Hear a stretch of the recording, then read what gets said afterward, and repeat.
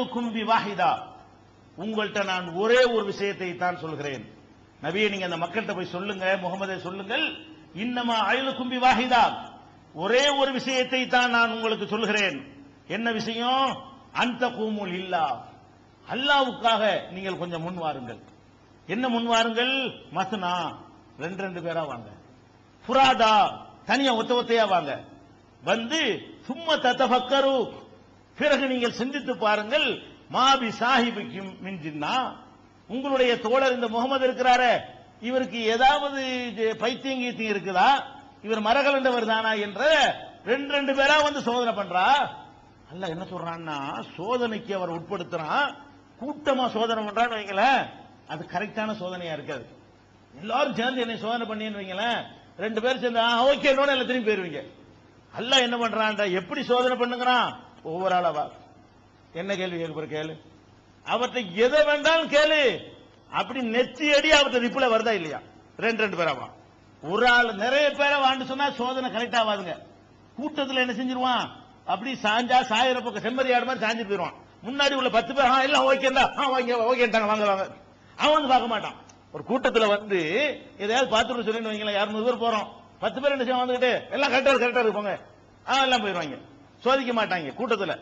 அல்லாஹ் என்ன செய்யறான், கூட்டத்தோட சோதிக்காதப்பா, நீ என்ன செய்ய, முகமது அங்க உட்கார வை, ஒவ்வொரு ஆளாவா அவர்கிட்ட பேசு, அவரை டெஸ்ட் பண்ணு, என்ன வேணாலும் கேள்வி கேளு, உனக்கு என்னென்ன டவுட் இருக்கு அவ்வளவு கேளு. அவர் உளர்றாரா, நெத்தி அடியா பதில் சொல்றாரா?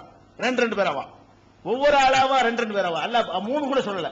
எப்படி சொல்றான்னு கேட்டா, அந்த கூமூல் இல்லாஹி மஸ்னா வ ஃபுராதா, அல்லாஹ்வுக்காகவா ரெண்டு ரெண்டு பேராகவா, ஒவ்வொருத்தனாகவா வந்து சும்மா ததஃபக்கரு மாபி சாஹிபிக்கும் மின் ஜின்னா, அவர்கிட்ட எந்த விதமான மனச்சிதைவும், ஜின்னத்துனா மனச்சிதைவு, எந்த விதமான மனச்சிதைவும் அவருக்கு இல்லை.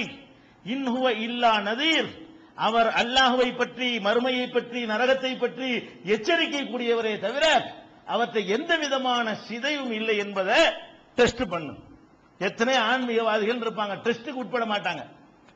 சோதனை நம்பிட்டு போ, நாங்க சொல்றோம்ல, நீ நம்பணும்லன்றாங்க. இவரை பத்தி எல்லாரும் சொல்றான், அது வேணாம், டெஸ்ட் பண்ணும். அவரை சோதிப்பா, அவர் என்ன சொல்றாரோ அதுக்கு ஏற்றவரா இருக்கான்னு சொல்லி ஒவ்வொருத்தனா வந்து சோதி. ரெண்டு ரெண்டு பேர் இப்படி யாராவது வருவாங்களாங்க? எந்த ஒரு ஆன்மீக நிலையில் உள்ளவராவது, என்னை யார் வேண்டுமானாலும் ஒவ்வொருவரா வந்து நீங்க என்னை டெஸ்ட் பண்ணி கொள்ளலாம், என்னை சோதித்துக் கொள்ளுங்கள், நான் உளர்றேனா, நான் பொய் சொல்றேனா, ஒரு நோக்கம் இருக்குதா, நான் தெளிவில்லாமல் பேசுறேனா, நான் ஒரு மெண்டல் மாதிரி இருக்கிறேனா, என்ன வேண்டாலும் கேளுப்பா, உன்னையை விட தெளிவா நான் இருக்கிறேன், நிரூபிக்கிறேன் அப்படின்னு யாருக்கும் சொல்ல இயலுமா? பேசி பார்த்துவிட்டு கண்டிப்பா இருந்தாலும் மரகலண்டெல்லாம் போகல, ரொம்ப ஷார்ப்பா இருக்காரு, ரொம்ப விவரமா இருக்காரு, ரொம்ப தெளிவா இருக்காரு, முன்னைக்கு விட பரவாயில்லை, கூடுதலா இருக்காரு பண்றானா இல்லையா? பேசி பார்த்துட்டு போய் முந்தி இருந்ததை விட பல மடங்கு ஆளு ரொம்ப விவரமா தான் இருக்கிறாரு. அப்ப வந்து ஒரு மனிதரை வந்து நிரூபிச்சு காட்டுவதற்கு எல்லா விதமான சோதனைகளுக்கும் அறிவுபூர்வமான, மனச்சிதைவை ஆய்வு செய்வதற்கு அறிவுபூர்வமான சோதனை தானே வேணும். ஒருத்தர் ஜின்னத்துங்கிறது மனச்சிதைவு, ஜின்னத்திலிருந்து மஜ்னூன்லாம் அதுதான் வருது. அப்ப ஒருத்தருக்கு மனச்சிதைவு இருக்குதா இல்லையாண்டு ஆய்வு செஞ்சுக்கன்னு சொல்வதாக இருந்தால் அவர் சட்டையை ஆய்வு செய்ய முடியும். சட்டையை ஆய்வு செஞ்சா மனச்சிதைவுன்னு கண்டுபிடிக்க முடியும், தலைமுடியை வச்சுக்கிட்டா கண்டுபிடிக்க முடியும். ஒருத்தருடைய மனச்சிதைவு இருக்கான்னு ஆய்வு செய்வதாக இருந்தால் அவர்கிட்ட கவுன்சிலிங் வச்சுதான் என்ன செய்ய முடியும், ஆய்வு செய்ய முடியும். கொடுத்து பாடுறா, உனக்கு கவுன்சிலிங் பண்ணிடுவாரு. நீ போய் அவருக்கு கவுன்சிலிங் பண்ண வந்தா அவர் என்ன செய்வாரு, உனக்கு கவுன்சிலிங் பண்ணி அனுப்பி விட்டுவார் போ அப்படின்னு எல்லாம் சொல்றானே. அப்ப அவங்களுடைய அறிவு திறனை முன் வைக்கிறான் அல்லாஹ்.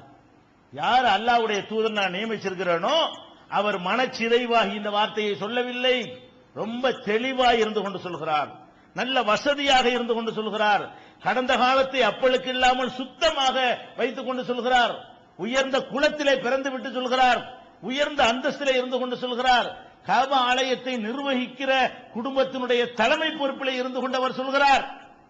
நிரூபிக்கிறாரா இல்லையா? இறை தூதர் தான் என்பதை இதை விட எப்படி நிரூபிக்கிறது? வேற என்னத்துக்கு அவர் இதை சொல்லணுங்கிற? இந்த கொள்கையை சொன்னால் என்ன கிடைக்கும் நல்லா தெரியும். என்ன கிடைக்குங்கிறது பின்னாடி தெரிகிறது இல்ல, என்ன கிடைக்கும் என்பது முத நாளே தெரியும். யாருக்கு தெரியும்? நபி ஸல்லல்லாஹு அலைஹி வஸல்லம் அவர்களுக்கு அல்லாஹ் ஒருவனை மட்டும் வணங்குங்கள் என்று சொன்னால் அதனுடைய ரிசல்ட் எப்படி இருக்கும் என்பது முத நாளே அல்லாஹ் காட்டுறான். எப்படி காட்டுறான்? இவங்க வந்து படுத்துட்டாங்களா, பயந்து போய் படுத்த உடனே அவங்க மனைவி ஹதீஜா என்ன பண்றாங்க, அவங்களால எந்த ஆறுதலை சொல்றாங்க. இந்த மாதிரி முதல் சொல்லி காட்டினோம்ல, அந்த ஆறுதலை எல்லாம் சொல்றாங்க. இருந்தாலும் ரசூல் ஸல்லல்லாஹு அலைஹி வஸல்லம் அவர்கள் ஆறுதல் அடையல. மனசு கேட்கல, என்ன போட்டு ஒரே குழப்பமா இருக்கு, ஏதோ வந்தாரு இருக்கிறாரு, என்ன இது, என்ன அல்லாஹ் இருந்தா வருதா, நம்ம ஏதோ அப்படின்னு குழப்புறாங்க. உடனே என்ன பண்றாங்கன்னு கேட்டா, அந்த மக்காவுல வரக்காண்டு ஒருத்தர் இருந்தார், வரக்கா பின் நௌஃபலுடைய மகன் வரக்காண்டு ஒருத்தர் இருந்தாரு. அவர் வந்து ஹதீஜா நாய்க்கு கொஞ்சம் தூரத்து சொந்தத்துக்காரர் வர. அது போக அவர் வந்து முந்தைய வேதங்கள்ல கொஞ்சம் பரிச்சயம் உள்ளவர், பழைய தௌராத்து இஞ்சில்கள் இதெல்லாம் என்ன செஞ்சவர், வாசிச்சு அறிஞ்சவர். அவங்க என்ன செய்யறாங்க, ஹதீஜா நாயகி இவர் என்ன இறை செய்தி இறை தூதருங்க, நம்ம கணவர் வந்து கரெக்டான ஆள் தான், ஆனா இப்படி சொல்றாங்க, பயப்படுற மாதிரியும் தெரியுது, நம்ம இது என்னன்னு தெரிஞ்சுக்கிறோமே அப்படின்னு சொல்லி இந்த வேதங்களை பற்றி யார் அறிந்திருக்கிறார்களோ அவங்கள்ட்ட கூட்டிட்டு போவோம் அப்படின்னு சொல்லி நபிகள் நாயகம் ஸல்லல்லாஹு அலைஹி வஸல்லம் அவர்களை வரக்காவிடத்தில் அழைத்து வருகிறார்கள்.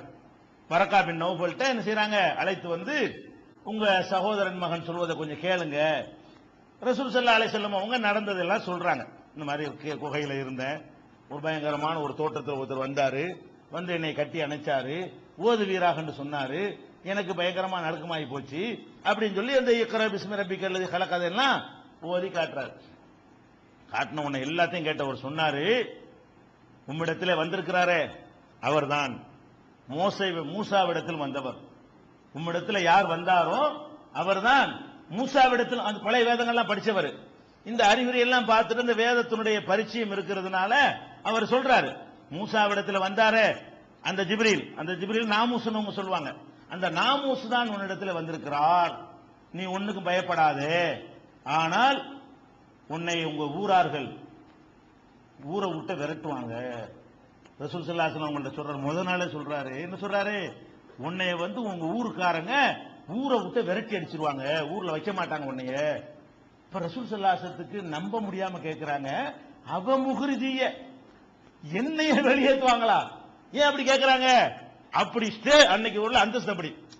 அன்னைக்கு அவர் ரசூல் ஸல்லல்லாஹு அலைஹி வஸல்லம் அந்த நிமிஷம் வரைக்கும் அவர்களுக்கு அந்த சமூகத்துல இருந்த அந்தஸ்தை வச்சு பார்த்தா நம்மளை எப்படி வெளியேற்றுவாங்க, நம்மள அவ்வளவு அந்தஸ்துல வச்சிருக்கிறாங்க, நம்மள அவ்வளவு மரியாதையில வச்சிருக்கிறாங்க, நம்மள அவ்வளவு கண்ணியமாக வச்சிருக்கிறாங்க, குடும்பத்தால செல்வத்தால குணத்தால பழக்க வழக்கத்தினால பண்பாட்டினால எல்லாத்தினாலையும் நம்மள அறிவுனால நம்மளை எங்கேயோ வைத்திருக்கிறாங்க, நம்மளை எப்படி வெளியேற்றுவாங்க அப்படின்னு நம்ப முடியாம கேட்கிறாங்க.